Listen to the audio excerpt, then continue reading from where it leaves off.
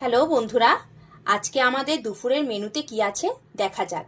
প্রথমে দিলাম থালাতে ভাত, তারপরে ধনেপাতার পকোড়া, সেই সাথে দিলাম স্যালাড, সেই সাথে বেশ ধনেপাতা দিয়ে গাঢ় গাঢ় করে মসুরির ডাল।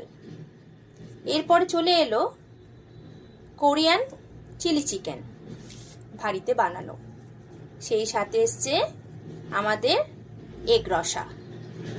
এবার চিকেন বাহারি চলে এলো, আর শেষ পাতে হচ্ছে মিষ্টি। আজকে আমাদের এই দুপুরবেলার লাঞ্চটা জমে যাবে। এবার দেখুন, সাজাবার জন্য আর একটা লঙ্কা দিয়ে দিলাম। আপনারা দেখে কিন্তু অতি অবশ্যই বলবেন কেমন হয়েছে। ভিডিওগুলো দেখার জন্য সবাইকে অসংখ্য ধন্যবাদ। পাশে থাকবেন।